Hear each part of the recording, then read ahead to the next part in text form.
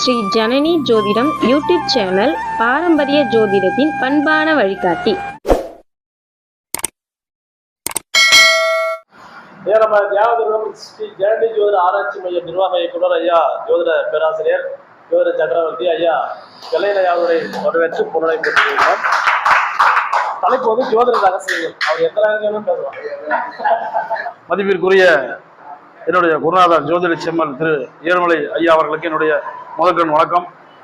ஸ்ரீ வராகமிகிற ஜோதிட பயிற்சி மையம் நடத்தும் 36வது ஜோதிட கருத்தரங்கிற்கு வருகை புரிந்துள்ள அனைத்து ஜோதிட உறவுகளுக்கும் என்னுடைய வணக்கத்தினை தெரிவித்துக் கொள்கிறேன்.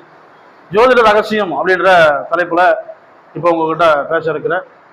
இப்போ நம்ம திருமண பொருத்தம் பார்த்து ஒரு ஆணையும் ஒரு பெண்ணையும் அவங்களுடைய வாழ்க்கையில இணைச்சி வைக்கிறோம்.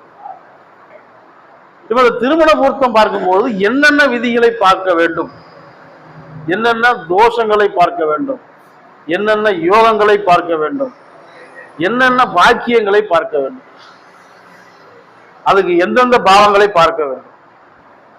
இப்ப சாதாரணமா திருமண பொருத்தம் அப்படின்னு எடுத்துக்கிட்டீங்கன்னா சாதாரண மக்கள் கூட இன்னைக்கு 10 பொருத்தம் பார்த்துட்டேங்க, 10 பொருத்தத்துக்கு 8 பொருத்தம் இருக்குது, 7 பொருத்தம் இருக்குது, 9 பொருத்தம் இருக்குது. ஐயா எத்தனை பொருத்தம் இன்னைக்கு காலகட்டத்துல நடைமுறையில் இருக்குது சொல்லுங்க பார்ப்போம். இல்ல இன்னைக்கு காலகட்டத்துல எத்தனை பொருத்தம் பாக்குறாங்க, எத்தனைக்கு எத்தனை பாக்குறாங்க சொல்லுங்க பார்ப்போம்.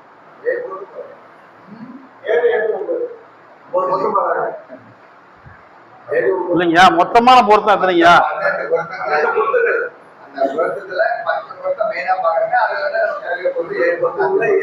சரி, இது ஆரம்ப காலத்துல எத்தனை பொருத்தம் இருந்துச்சு தெரியுங்களா? ஆரம்ப காலத்துல 21, 27 இருந்தது. 21 பொருத்தம், 27 பொருத்தம் இருந்தது. அத்தனையும் பார்த்தாங்க. இப்போ காலம் செல்ல செல்ல கடந்து செல்ல செல்ல பொருத்தத்தை சுருக்கிட்டாங்க. இப்போ அதிகபட்சமா பாக்குறது பாத்தீங்கன்னா 10 பொருத்தம் தான். அதுல ஏதோ ஒரு சிலர் பேர் தான் 12 பொருத்தம் பாக்குறாங்க. அந்த நாடி பொருத்தத்தையும் விருட்ச பொருத்தத்தையும் சேர்த்து 12 பொருத்தமா பாக்குறாங்க. மற்றபடி எல்லாம் 10 பொருத்தம் தான் பாக்குறாங்க. சரிங்க. இப்ப இந்த பொருத்தம் பார்த்து சேர்த்து வச்சுட்டு நிறைய ஜோதிடர்கள் அதனுடைய விதி என்னன்னு தெரியாம குழம்பி கொண்டு இருக்கிறாங்க. எல்லா பொருத்தமும் சரியாதாங்க இருந்தது, கல்யாணம் பண்ணி வச்சேன், திருமணம் செஞ்சு வச்சேன், பிரிஞ்சுட்டாங்க. இல்ல அடிதடி சண்டையாவே உங்க வாழ்க்கை போயிட்டு இருக்குது. எல்லா பொருத்தமும் பார்த்துதான் அந்த திருமணம் செஞ்சு வச்சது, இது வரைக்கும் இந்த புத்திர பாக்கியம் இல்ல. ஏன்னா திருமண பொருத்தத்தை வைத்து நீங்க ஒரு ஆணையும் ஒரு பெண்ணையும் இணைத்தால் கண்டிப்பாக பின்னாட்களில் சிக்கல் உறுதியாக உண்டு, 100% உண்டு. நீங்க எழுதி கூட வச்சுக்க. நீங்க நினைக்கலாம் இன்னைக்கு வந்து மென்பொருள் வந்துருச்சு, சாப்ட்வேர் வந்துருச்சு, உங்க நட்சத்திரத்தையும் பொண்ணோட நட்சத்திரத்தையும் போட்டீங்கன்னா அது இத்தனை பொருத்தம் இருக்குதுன்னு காமிச்சிடும். இல்ல மலிவா கிடைக்குது நம்மளுக்கு. என்னது திருமண பொருத்தம் புக்கு கிடைக்குது, புக்கு கிடைக்குது. அதை வச்சு நான் வந்து 10 பொருத்தம் பார்த்தேன், 9 பொருத்தம் நல்லா இருக்குது, 8 பொருத்தம் நல்லா இருக்குது. ஆமா, இப்படி பொருத்தம் பார்த்தா நாங்க இணைச்சோம் அப்படின்னா 100% பிரிவினை உண்டு, அல்லது இருவரில் ஒருவர் இழப்பு உண்டு. அப்போ திருமண பொருத்தம் என்பது ஒரு அட்டாச்சு தான், அட்டாச்சு தான். இது வந்து மெயின் கிடையாது. திருமண பொருத்தம்ன்றது மெயினாக பார்க்கக்கூடிய விஷயம் கிடையாது. ஐயா 5 பொருத்தம் இருந்தாலும் பண்ணிடலாங்க. முக்கியமான பொருத்தம் வேதை, அடுத்தது தச்சு, தச்சுன்னா கயிறு பொருத்தம், அதுக்கு மேல யோனி, யோனி, அடுத்தது ஸ்திரீ தீர்க்கம். இந்த 4 மிக மிக முக்கியம். அதுக்கு மேலதான் ராசியோ அல்லது ராசி அதிபதியோ. ஆணும் பெண்ணும் ஒழுங்கா நல்லா இருந்தா போதும். இந்த ராசி பொருத்தமோ ராசி அதிபதி பொருத்தமோ என்ன குறிக்குங்க? சம்பந்திகளுடைய பொருத்தத்தை குறிக்கும். அதுல ஏதேனும் ஒண்ணு சிறப்பா இருந்துட்டா போதும், 2மே இருக்கணும்ன்ற அவசியம் இல்லை.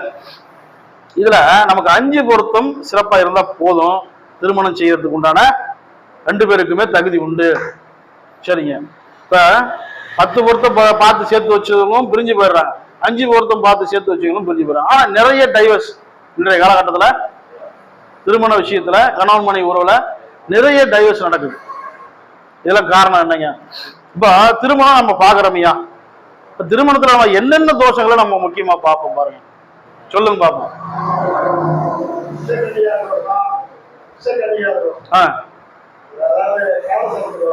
காலசர்ப்ப தோஷம்,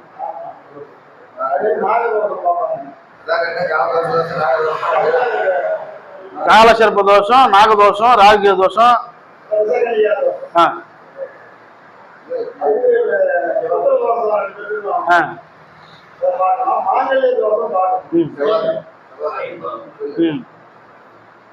சரி. ஒரு திருமணத்துல ஒரு ஆணையும் ஒரு பெண்ணையும் நம்ம சேர்த்து வைக்கிறோம், திருமணம் அப்படின்ற ஒரு பந்தத்தை உருவாக்கி வைக்கிறோம். அவங்க கடைசி காலம் வரை பிரியாம வாழணும், ஒருத்தருக்கு ஒருத்தர் விட்டு கொடுத்து அவங்களுடைய வாழ்க்கையை நடத்தணும், புத்திர பாக்கியத்தோட அவங்களுடைய செல்வ செழிப்போட அவங்களுடைய வாழ்க்கைன்றது சிறப்பா இருக்கணும். இதுதான் இப்படி அமைச்சு கொடுக்கறது தான் ஒரு ஜோதிடர்களுடைய திறமை இருக்குது. அதில் அமைச்சு கொடுக்கறதுலாம் ஜோதிடரோட திறமை இருக்கு. சரிங்க. இப்ப இதுல ஒரு திருமண பொருத்தத்துல ஆணையும் பெண்ணையும் சேர்க்கும் பொழுது என்னென்ன தோஷங்களை நம்ம பார்க்கணும்? முதல்ல பாத்தீங்கன்னா இதுல குடும்ப தோஷம்னு ஒண்ணு இருக்கு. குடும்ப தோஷம்னா எப்படிங்க? இப்ப 2 பேரோட ஜாதகத்திலையுமே நம்ம 2ஆம் இடத்தை குடும்பம் அப்படின்னு எடுத்துக்குவோம், குடும்பஸ்தானம் அப்படின்னு எடுத்துக்குவோம். அந்த குடும்பஸ்தானத்துல இயற்கை பாவ கிரகங்கள், இயற்கை பாவ கிரகங்கள் யாருங்க? ராகு, கேது, சனி, சூரியன், செவ்வாய், இந்த 5மே இயற்கை பாவ கிரகம். அப்ப இந்த 2 பேருடைய ஜாதகத்திலையும் இருக்குதான்னு பாருங்க. ஆண் பெண் இருவருடைய ஜாதகத்திலுமே இருக்குதான்னு பாருங்க. 2 பேரோட ஜாதகத்திலும் இருக்குது அப்படின்னா இணைக்க முடியாது. யாருக்காவது ஒருத்தருக்கு இருந்து ஒருத்தருக்கு இல்லைன்னா நீங்க தாராளமா இணைக்கலாம், அனுசரிச்சு போவாங்க. பேசக்கூடிய வாக்குன்றது 2ஆம் இடம் தான். ஒருத்தர் விட்டு கொடுக்காத பேசினாலும் இன்னொருத்தர் விட்டு கொடுத்து அனுசரிச்சு அவங்களுடைய வாழ்க்கைய நடத்துவாங்க.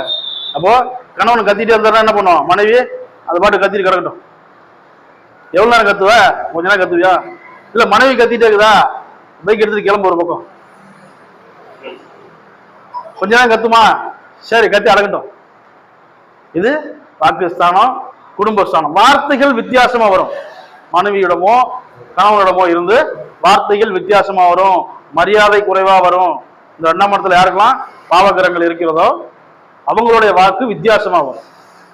2வது ரகசியம் நிறைய வச்சிருப்பாங்க, உண்மைய வெளியே சொல்ல மாட்டாங்க, ரகசியம் நிறைந்தவரா இருப்பாங்க.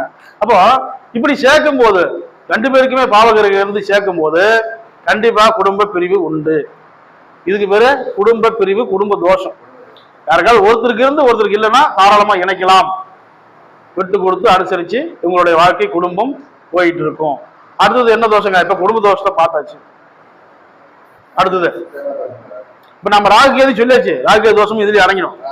ஏன்னா இயற்கை பாவர்னு சொல்லிட்டோம், ராகுகேது தோஷமும் இதுலயே அடங்கிடும். அடுத்தது குடும்ப தோஷம் சொல்லியாச்சு. அடுத்தது தாரதோஷம். இந்த தாரதோஷம்னா என்னங்க? இன்னும் நிறைய பேருக்கு பொதுமக்களுக்கு தெரியலீங்க. தாரதோஷம்னா என்ன? பொதுமக்களுக்கு நிறைய பேருக்கு தெரியல, கேட்கறாங்க என்னங்க அப்படின்னா என்னங்க அப்படி திருப்பி ஆண்ட கேட்கறாங்க. தாரம் என்பது மனைவியை குறிக்கும், அப்ப தோஷம் என்பது மனைவிக்கு, மனைவிக்கு தோஷம். இதுதான் தாரதோஷம். சரி, இது எந்த கிரகத்தினால் ஏற்படும்? இந்த தாரதோஷம்ன்றது எந்த கிரகத்தினால் ஏற்படும்? உங்களுடைய லக்னத்திற்கு 7ஆம் அதிபதி யாரோ அவரால் ஏற்படக்கூடிய தோஷம் தாரதோஷம். நீங்க நினைக்கலாம் 7ஆம் அதிபதி நல்லா இருக்காரு, என்ன நல்ல சுபஸ்தானத்துல இருக்கிறாரு, நல்ல ஆட்சியோட இருக்காரு, உச்சத்துல இருக்காரு, இப்படிலாம் நீங்க எடுக்கலாம். இதுக்கு சூட்சம கணிதம் ஒண்ணு இருக்கு. இது தெரியாம நீங்க சேர்த்தீங்கன்னா அங்க பிரிவினை வந்துடும், அல்லது இருவரில் ஒருவருக்கு இழப்பு வந்துடும், பாதிப்பு வந்துடும். 7ஆம் அதிபதி நீங்க சாதாரணமா பார்த்தா ஜாதகத்துல நல்லதா இருப்பார், ஆனா இதுக்கு சூட்சம கணிதம் அப்படின்னு ஒண்ணு இருக்கு. அந்த கணிதம் தெரியாம நீங்க திருமண பொருத்தத்தை பார்த்து நான் சேர்த்து வச்சுட்டேன் நல்லா இருக்கு அப்படின்னு சொல்றதுக்கு வாய்ப்பே இல்லை. அப்படி நீ சேர்த்து வச்சுன்னா அங்க ஒரு குறிப்பிட்ட நாள்லயே பிரிவினை உண்டாகிடும், கணவன் மனைவி பிரியக்கூடிய சூழ்நிலை ஏற்படும். அப்ப அந்த 7ஆம் அதிபதி பாதிக்கப்படக்கூடாது, அந்த 7ஆம் இடத்தில் பாவக்கிரகங்கள் இருக்கக்கூடாது. 7ஆம் என்பது மனைவி, தாரம், திருமணம் இதெல்லாம் குறிக்கக்கூடிய இடம். அப்ப இந்த 7ஆம் இடத்தை நம்ம தெளிவா பார்த்து ஆராய்ஞ்சு ஒருவருக்கு தோஷம் இருந்தாலும் இன்னொருவருக்கு தோஷம் இல்லாமல் சேர்த்து வச்சாங்க அப்படின்னா அவர்கள் மனைவி செய்யக்கூடிய செயலை பார்த்து என்ன இவருக்கு தோஷம் இல்லை, மனைவிக்கு தோஷம் இருக்குதுன்னு வச்சுக்கோங்க. அவங்க செய்யக்கூடிய செயல்கள் அவங்களுடைய நடைமுறைகள் இதெல்லாம் பார்த்து இவருக்கு கொஞ்சம் விட்டு கொடுத்து போவார். யாரு? கணவர் கொஞ்சம் விட்டு கொடுத்து போவார். இப்ப ரெண்டு பேர்த்துக்குமே வந்து 7ஆம் இடத்துல பாவ கிரகம் இருக்கு, அசுப கிரகம் இருக்கு அப்படின்னா ரெண்டு பேர்த்துக்குமே ராகு தோஷம் தான், ரெண்டு பேரும் பாவம் தானே, அவர் தானே அப்படின்னா எத்தனை பேரு ராகு தோஷத்துல நீங்க சேர்த்து வச்சு பிரியாம இருக்கிறாங்க சொல்லுங்க பாப்போம்.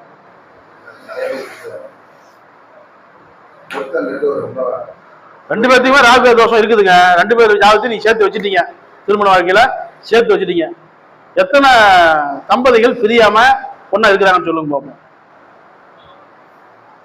இப்போ ராகுகேது தோஷம் இருந்தாலுமே கூட அந்த ராகுகேது திருமண வாழ்க்கையில பாதிப்பை கொடுக்குமா கொடுக்காதா அப்படின்றதுக்கு கணித முறைகள் இருக்கு. நீங்க எடுத்த உடனே ராகுகேது இருக்குது, லக்னத்துல ராகு, 2ஆம் இடத்துல ராகு, இது ராகுகேது தோஷம் அப்படி எல்லாம் சொல்ல முடியாது.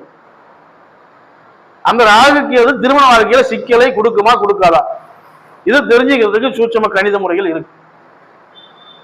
அது தெரியாம நாமளும் சொல்லக்கூடாது ராகுகேது தோஷம் இருக்குது, நீங்க ராகுகேது பொண்ணா பாருங்க, ராகுகேது மாப்பிள்ளையா பாருங்க சொல்ல முடியாது. ஏன்னா பாத்தீங்கன்னா அந்த ராகுகேது புத்தி நடக்கும்போது, திசை நடக்கும்போது நல்ல யோகத்தை கொடுக்கும்.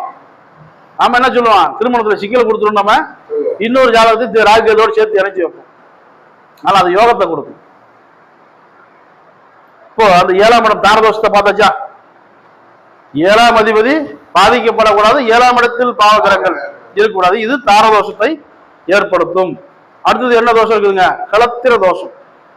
களத்திரம் என்னங்க, இதுவும் திருமண வாழ்க்கையை தான் குறிக்கும், இதுவும் மனைவியை தான் குறிக்கும். அப்ப இது மட்டும் ஏன் வந்து ரெண்டு விதமா வருது, ஒண்ணு தாரதோஷனாலும் அதுதான் குறிக்குது, களத்திர தோஷனாலும் அதுதான் குறிக்குது. என்ன வித்தியாசங்க சொல்லுங்க.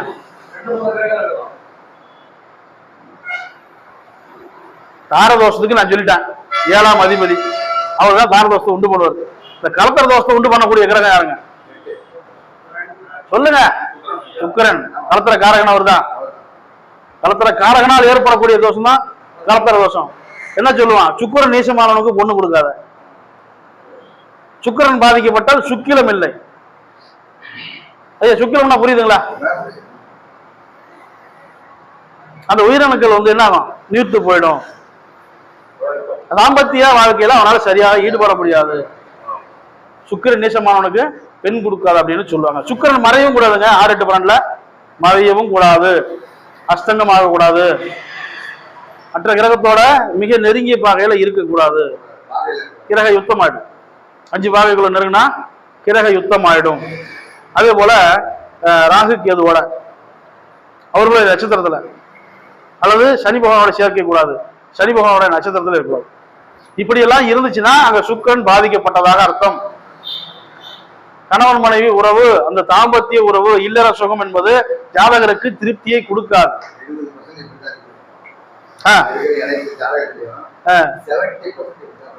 ஆமா, ஏன்னா வந்து சுக்கிரன் வந்து இப்ப வரக்கூடிய நிறைய ஜாதகங்களை பாருங்க, சுக்கிரன் நிறைய ஜாதகத்துல பாத்தீங்கன்னா அடிபட்டு பாதிக்கப்பட்டு 6, 8, 12 மறைஞ்சு, இல்ல கிரக யுத்தமாயி, இல்ல அஸ்தங்கமாயி, இன்னும் சில பேர் பார்த்தீங்கன்னா சுக்கிரனும் சூரியன் ஒரே பாகையில் நிற்கும், கல்யாணமே ஆகாது.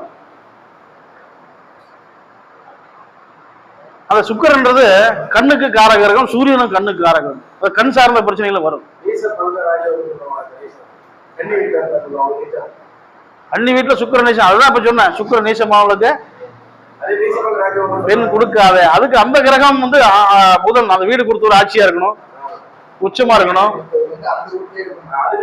ஆட்சி உச்சமா இருக்கலாம், அல்லது சுக்கிரனும் புதனும் பரிவர்த்தனை ஆகலாம்.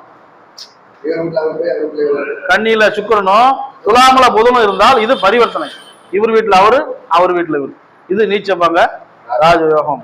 அதே போல சுக்கிரன் வந்து ராசியில நீச்சம் ஆயிட்டாலும் வம்சத்துல ஆட்சியா இருக்கலாம், உச்சமா இருக்கலாம், இது வந்து நீச்சப்பாங்க ராஜயோகம்.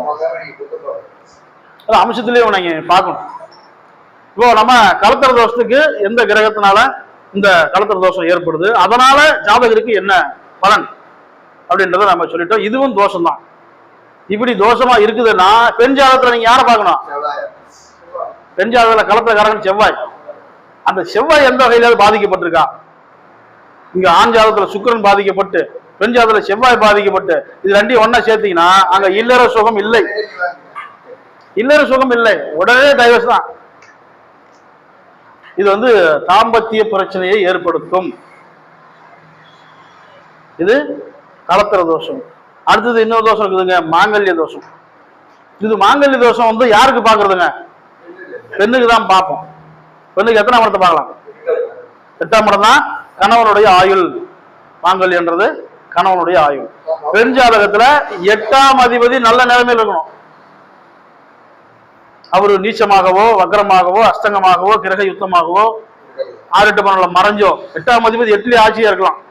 அந்த ஆட்சியை தவிர்த்து மீது எந்த ஒரு பலகீனமான நிலைக்கும் போகக்கூடாது. பெண் ஜாதகத்துல 8ஆம் அதிபதி நல்லா இருந்தாதான் இங்க கணவருக்கு ஆயுள் தீர்க்கம்.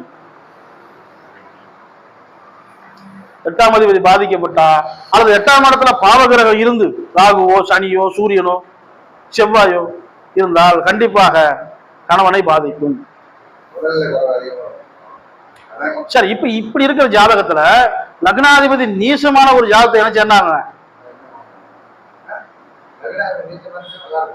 இல்லைங்க? இப்போ பெண் ஜாதகத்துல இருக்குது 8ஆம் அதிபதி பாதிக்கப்பட்டார், 8ஆம் இடத்துல பாவகிரகம் இருக்குது. இப்ப பெண் ஜாதகத்துல நம்ம பார்த்துட்டோம். இப்ப ஆண் ஜாதகத்துல இவருடைய லக்னாதிபதி நீசமா இருக்கு. சொல்லுங்க, மரணம். ஏன்னா இல்ல, ஒரு பெண் ஜாதகத்துல கணவனை குறிக்கக்கூடிய ஆயுள் ஸ்தானம் பாதிக்கப்பட்ட நிலைமையில இருந்து ஏற்கனவே ஒரு லக்னாதிபதி நீசமான ஜாதகத்தை இணைச்சோம் அப்படின்னா இதுவும் பலம் இல்லாம இருக்குது. லக்னாதிபதி நீசம் ஆகக்கூடாது. ஆமா, அந்த ஜாதகரே வந்து தெளிவில்லாத மனநிலையில் இருப்பாரு அல்லது உடல் ரீதியான பாதிப்புகளை சந்திச்சுட்டே இருப்பார். அப்ப லக்னாதிபதி நீசம் ஆயிடுச்சுன்னா என்ன ஆகும்னா இங்க ஆயுள் குறைவு. இங்க ஏற்கனவே பெண் ஜாதகத்திலையும் அங்க மாங்கல்ய ஸ்தானம் பாதிக்கப்பட்டிருக்கு, மாங்கல்ய ஸ்தானம் அதிபதியும் பாதிக்கப்பட்டிருக்காரு. இப்ப இந்த ரெண்டையும் இணைச்சோம்னா என்ன ஆகும்னா கணவனை பழி வாங்கிடும், கணவனுக்கு அற்பு ஆயுளை ஏற்படுத்தும். என்ன தோஷம்? கண்டாதி தோஷத்தை ஏற்படுத்தும், கணவருக்கு கண்டாதி தோஷத்தை ஏற்படுத்தும். நிறைய ஜாதகம் என்கிட்ட வருது. இன்றைய காலகட்டத்தில் கணவன் மனைவி பிரிவினை ஜாதகம் மட்டும்தான் என்கிட்ட அதிகமாக வருது. இல்லைன்னா தாய் தந்தை பிரிவினை ஜாதகம் அதிகமாக வருது. முந்தா நாளுக்கு ஒரு ஜாதகத்தை பாக்குறேன்.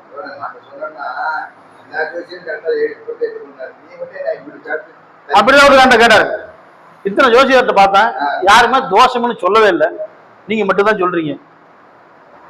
ஜோதிடத்துல சவால் விடக்கூடாதுன்னு நம்ம முன்னோர்கள் சொல்லி வச்சிருக்காங்க.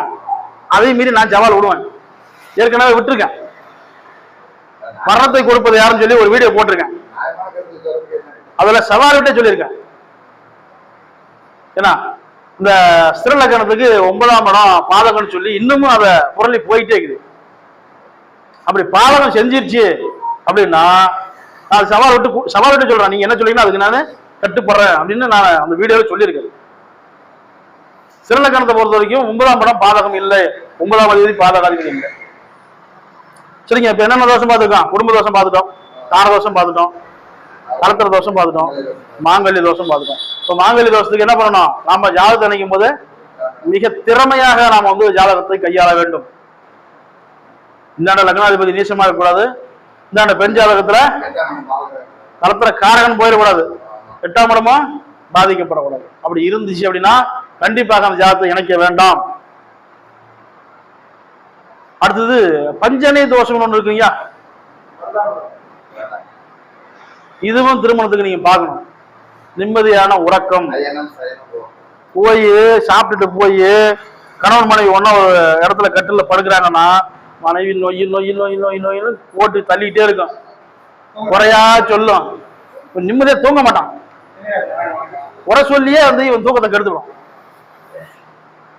தலையணை மந்திரம் சொல்லுவோம் இல்லையா, 12ஆம் இடம் தான்.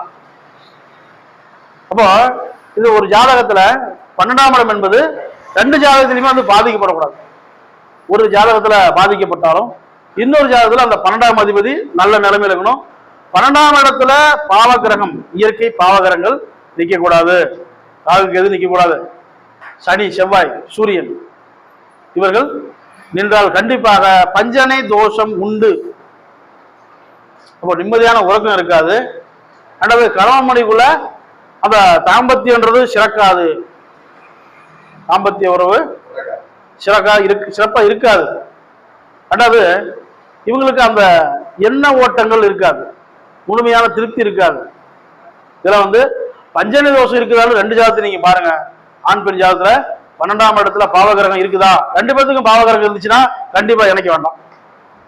இல்ல 2 பேர் ஜாதகத்திலுமே 12ஆம் அதிபதி பாதிக்கப்பட்டுட்டாரு அப்படின்னாலும் இணைக்க வேண்டாம். இல்ல ஒருத்தருக்கு பாதிக்கப்பட்டிருக்கு, இன்னொருத்தருக்கு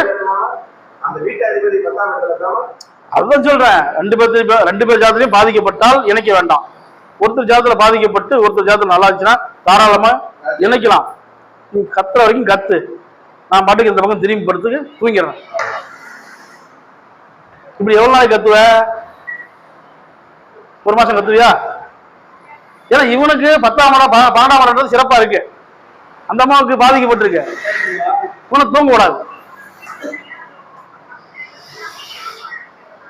அதுலயும் வந்து ஒரு சில பேர் பாத்தீங்கன்னா அங்க தூங்கிட்டு இருக்கும்போது சண்டை வந்துடும். கொஞ்ச நேரமாவது நிம்மதி தூங்க விடுறியா, பொழுதுங்க அலைஞ்சிட்டு வரேன். இங்க வந்து ஓ ராமாயணம் பெரு ராமாயணம் ஆகுது, கத்திக்கிட்டே இருக்கிற என்னமோ, நாளைக்கு பேசிக்கல, கம்மல் படு. சரிங்க, இப்ப இத்தனை தோஷத்தையும் பார்த்தாச்சு. இத்தனை தோஷத்தையும் பார்க்காம நீங்க ஜாதகம் இணைச்சீங்கன்னா புரிஞ்சிடும். இப்ப இதுக்கு மேல இன்னொரு தோஷம், இதுதான் வந்து புத்திர தோஷம். ஆமா, ஆணுக்கும் பெண்ணுக்கும் 5ஆம் இடம் புத்திர தோஷம், புத்திர பாக்கியம். அந்த பாக்கியத்தை பாக்கியமா இருக்குதா அல்லது தோஷமா இருக்குதா, இதை வந்து ஒரு ஜோதிடர் திறமையாக கண்காணித்து அது யோகமா தோஷமான்றதை கண்டுபிடிக்கும். அதெல்லாம் ஒரு ஜோதிடரோட திறமை இருக்கு. இப்போ திருமணம் செஞ்சு வைக்கிறதுக்கு அடுத்தது பாத்தீங்கன்னா இவங்களுடைய வம்ச விருத்திக்கு தான் திருமணம் செஞ்சு வைக்கிறோம். இவங்களுக்கு பின்னாட்களில் சந்ததிகள் உருவாக வேண்டும் அப்படின்னு திருமணம் செஞ்சு வைக்கிறோம். இப்போ இந்த 2 பேர்த்துக்குமே 5ஆம் இடம் பாதிக்கப்பட்டுருச்சு. என்ன பண்ணுவீங்க? அங்க புத்திர தோஷம் உருவாகிடும். 5ஆம் அதிபதி 6, 8, 12ல மறையக்கூடாது. 5ஆம் அதிபதி நீசம், வக்கரம், அஸ்தங்கம், கிரக யுத்தம் இப்படி எதுலையுமே இருக்கக்கூடாது. 6, 8, 12க்கு போகக்கூடாது. இப்ப 2 பேர் ஜாதகத்திலுமே இதே போன்ற அமைப்பு இருந்தால் கண்டிப்பாக இணைக்க வேண்டாம். புத்திர பாக்கியம் தடையாகும், தாமதமாகும், நீண்ட நாளைக்கு இழுக்கும். 2 பேர்த்துக்குமே இருந்துதா தோஷம் இருந்துச்சு அப்படின்னு சொல்லி நீங்க இணைச்சிட்டீங்க அப்படின்னா கண்டிப்பாக புத்திர பாக்கியம் என்பது ரொம்ப கஷ்டம். சரிங்க, ஒருத்தருக்கு தோஷம் இருக்குது, இன்னொருத்தருக்கு நல்லா இருக்குது, தாராளமா நீங்க இணைக்கலாம். 1 வருஷமோ 2 வருஷமோ கொஞ்சம் தடையாகும், அதுக்கு மேல அவங்களுக்கு புத்திர பாக்கியம் தாராளமா கிடைச்சிடும். 2 பேர்த்துக்குமே 5ஆம் இடம் சிறப்பா இருக்குதுங்க, தாராளமா செய்யலாம். இந்த 5ஆம் இடம் என்பதுதான் சரியான புரிதல். கணவன் மனைவி ஒருத்தரை ஒருத்தர் புரிந்து வாழ்வது என்பதுதான் 5ஆம் இடம். 5ஆம் இடம் எண்ணம், ஆசை, விருப்பம், அறிவாற்றல், புத்தி கூர்மை, புரிந்து கொள்ளக்கூடிய தன்மைன்றதும் 5ஆம் இடம் தான் இருக்கு. இப்போ ஒரு விஷயத்தை நம்ம சொல்லும் போது உங்களுக்கு டக்குன்னு புரியணும், புரியலன்னா 5ஆம் இடம் பாதிக்கப்பட்டதுன்னு அர்த்தம். 5ஆம் இடம் கெட்டு போச்சு, ஞாபகம் மாதிரி அதிகமா வரும். இந்த 5ஆம் இடம் சிறப்பு இல்லாம 2 பேர்த்துக்குமே சிறப்பு இல்லாம நீங்க சேர்த்து வச்சுட்டீங்கன்னா இவங்களுடைய வாழ்க்கையில ஒருத்தருக்கு ஒருத்தர் புரிஞ்சிக்க மாட்டாங்க. கணவனை மனைவியோ மனைவியை கணவனோ புரிந்து கொள்ளாமல் வாழும் ஒரு சூழ்நிலை ஏற்படும். ரெண்டாவது, இதுவே புத்திர தோஷத்துக்கு உண்டான அமைப்பு உண்டாகும். அதனால முடிஞ்ச வரைக்கும் நீங்க திருமணத்துக்கு ஜாதகத்தை இணைக்கிறீங்க அப்படின்னா இது போன்ற தோஷங்களை முக்கியமாக கவனிக்க வேண்டும். இதுல வந்து மெயின் பாயிண்ட்னு பாத்தீங்கன்னா 5ஆம் இடம் தான். 5ஆம் இடம் சிறப்பா இருக்கணும். ஏன்னா 5ஆம் இடம் தான் பூர்வ புண்ணியம், முன்னோர்கள், குலதெய்வம் இதெல்லாம் சொல்லக்கூடியது. அந்த அனுகிரகம் உங்களுக்கு வேணும். ஒருத்தருக்கு இல்லைனாலும் ஒருத்தருக்கு இருக்கணும். இருந்து சேர்த்துட்டீங்கன்னா கண்டிப்பா புத்திர பாக்கியம் உண்டு. புரிந்து கொண்டு கணவன் மனைவி அவங்களுடைய வாழ்க்கையை நடத்துவாங்க. சரிங்க ஐயா, இது வரைக்கும் வாய்ப்பு கொடுத்த அனைவருக்கும் என்னுடைய மனம் நிறைந்த நன்றியை தெரிவித்துக் கொள்கிறேன். நன்றி, வணக்கம். சந்தோஷம், ரொம்ப ரொம்ப சந்தோஷம். அதாவது இது யாரும் பாக்குறதில்ல, திருமண பொறுத்ததுல முக்கியமா பாக்குறது யாரும் பாக்குறதில்ல. ஆமா ஆமா, தோஷங்களுக்கு பரிகாரம், தோஷங்கள் சொன்னோம்னாலும் சில பேர் ஏத்துக்க மாட்டாங்க. அப்புறம் கல்யாணம் பண்ணுவது திரும்ப அந்த தோஷத்தை இது யாரும் சொல்லியே அப்படின்றாங்க. சரி, ரொம்ப அற்புதமா பேசி ஐயாவுக்கு வாழ்த்துக்கள், நன்றி. அவருடைய ஜோதி தேவி தோழட்டும். நன்றி.